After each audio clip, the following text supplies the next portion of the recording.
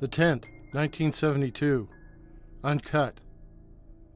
That summer, we started sleeping out in various tents, in various backyards. The idea, of course, was to run around all over town as soon as the old folks were asleep. Our town had a curfew. Nobody under 18 was supposed to be out after 10 o'clock at night, and we liked breaking it every chance we got.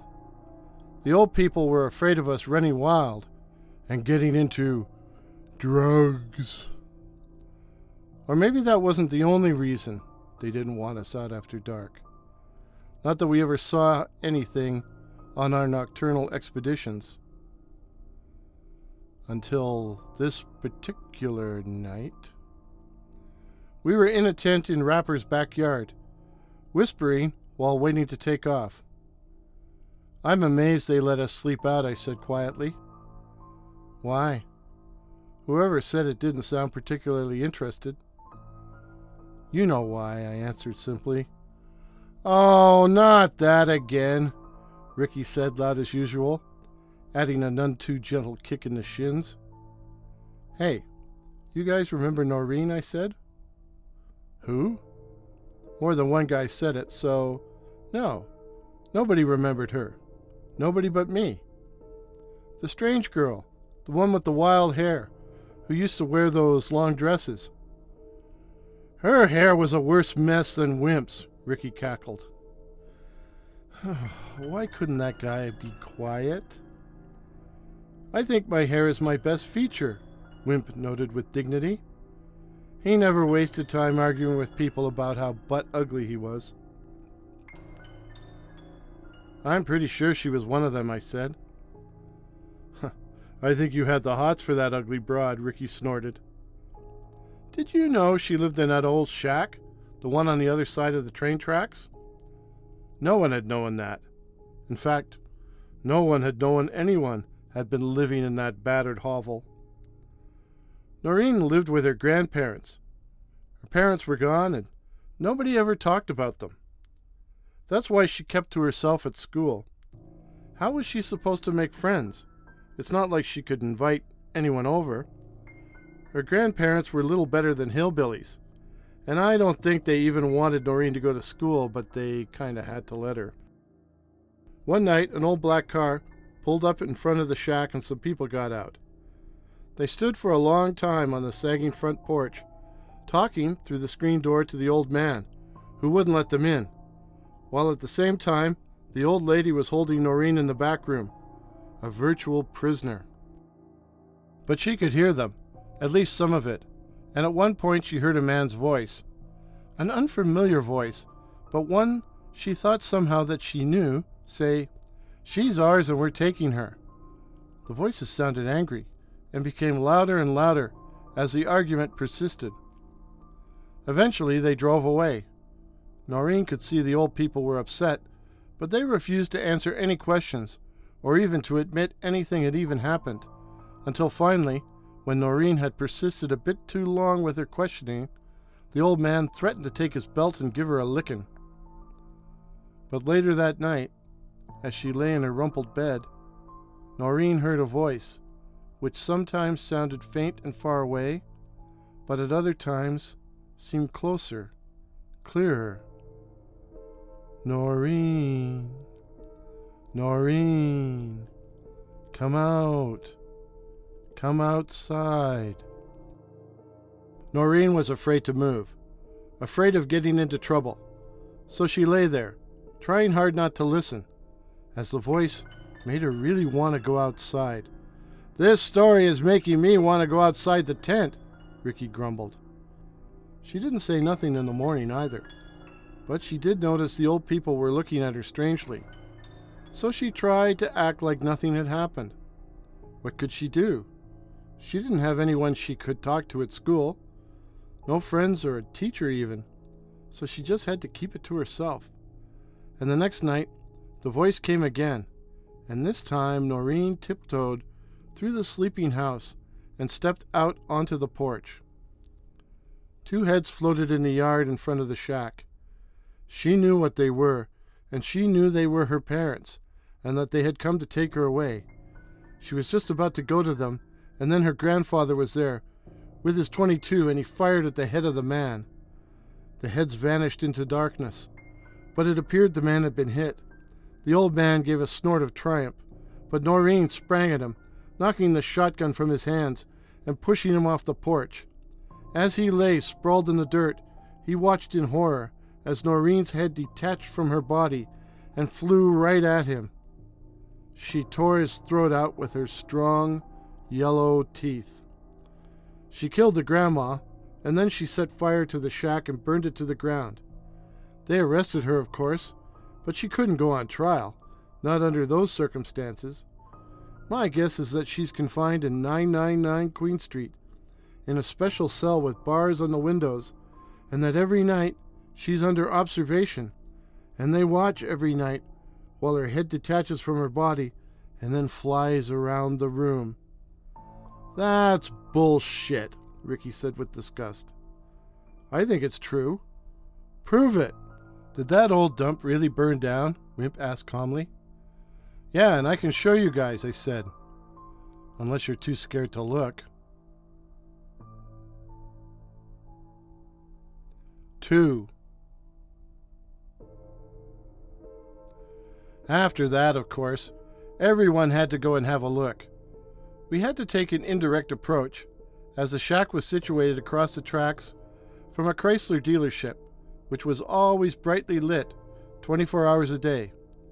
So we cut through the apartment parking lots to the farmer's field, and then followed the woods to Queen Mary, right by my old house. From there, we followed the path along the back of some small factories, then across the tracks and into the real woods, right by the creek. The first thing we noticed was all the junk. Empty food containers, empty beer and booze bottles, even a couple of stained mattresses.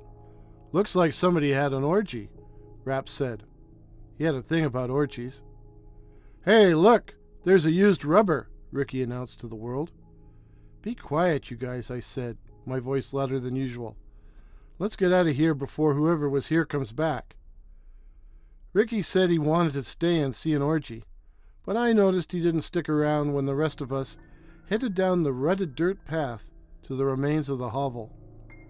We smelled it before we saw it.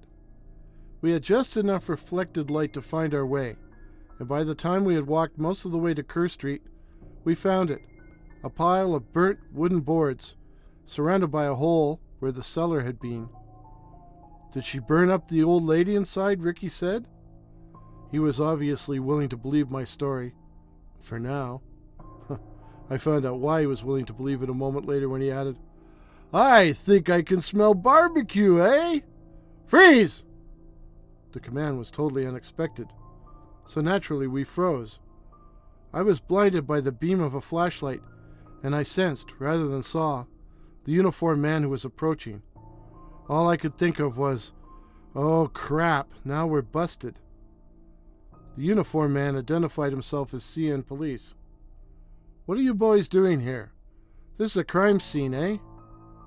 So, she really did kill them? Ricky blurted. Fortunately, the officer took no notice. I thought there was a curfew, the CN cop said. What are you boys doing out, roaming around? We're sleeping out in the backyard, I said before Ricky could say something stupid. Your folks know you're out here? No, sir. Then I suggest you get back there before they miss you. The cop walked us all the way back to Queen Mary and told us he didn't want to see us again. We got back in the tent without mishap, where we debated going out again, this time to downtown. We were sure the CN guy would report the incident to the local fuzz, and that they would be keeping an eye out for 4 boys on the loose. The prudent thing to do would be to stay put. It would be a lot easier to get caught again if we went out. But then, everybody loves a challenge. We legged it. 3. I never told the guys the real reason I knew Noreen was a floater. The night it happened, the night the shack burned down, she came around to the apartment, or at least her head did. I was lying in bed, not really asleep, when I saw her face peering through the window at me. I could see the glint of her red eyes. I froze and pretended really hard to be unconscious. But she just wouldn't go away. Just hung there, staring in at me. I guess she really liked me, even though I'd given her no encouragement. She wasn't very attractive. Eventually, I opened my eyes and she was gone. I could just imagine what Ricky would have said about it. Something about how she would have liked to have eaten me up. 4. Of course, we had to go back. The next time we slept out, there was a full moon, which made it just about perfect. Atmosphere. Besides, we figured it would be a good night for an orgy. Or orgy, as Wimp pronounced it. We followed the same path as before, but this time we took a good look around before crossing the tracks. We didn't want to get pinched by the CN cop again. This time he would turn us over to the local constabulary. The light from the full moon enabled us to look up and down the tracks in both directions. Not a creature was stirring anywhere. Not even a mouse. Ricky was about to go charging across when I grabbed his arm. Don't go across, go under. What? We go down on this side of the bridge and then come up on the other side. We'll be a lot less visible that way. Go under the bridge? That's what I just said, eh? I ain't going down there. There's all kinds of winos and perverts that sleep down there. You're about to go into the woods where there's floaters and maybe some kind of orgy. Floaters are bullshit, but winos are for real, and I don't want to have anything to do with those suckers. In the end, I won, and it was amusing to see Ricky hanging back for once. Luckily for us, we didn't encounter any winos, as I knew they could be mean suckers and not to be messed with. On the other side, the junk in the bottles, even the stained mattresses were still there. But somehow, perhaps because of the intense glare of the silvery moonlight and the equally strong shadows, they seemed creepier, like something more than mere screwing and drinking was going on. Something wrong. Something really wrong. Or maybe the full moon just made me think about werewolves and other beasties. The sudden clamor almost made me shit my pants. Wimp was the guilty party, and before I could react, Rap had cuffed him, spitting, "Be quiet, you idiot." "It was just a joke, eh? Do you want to bring the cops, or?" He left the rest unsaid. At any rate, Ricky and I had already separated them. The last thing we needed was a fist fight while creeping around in the woods. After everything had calmed down, Ricky decided it was his turn to stoke the pot. "I don't see no orgy." "Let's look around," I said. "What for?" "Oh, that's right. You think the woods are full of floaters. Nightfloaters. You want to go back to the tent?" "I didn't say that." "Oh, good. For a second there, I thought maybe you were afraid or something." We followed a trail further into the woods and along the top of the Hogsback Ridge, the creek below twisting around its base. Directly across from our vantage point, on the other side of the valley, we could make out the tombstones of St. Mary's Cemetery. Suddenly, Rap grabbed my arm.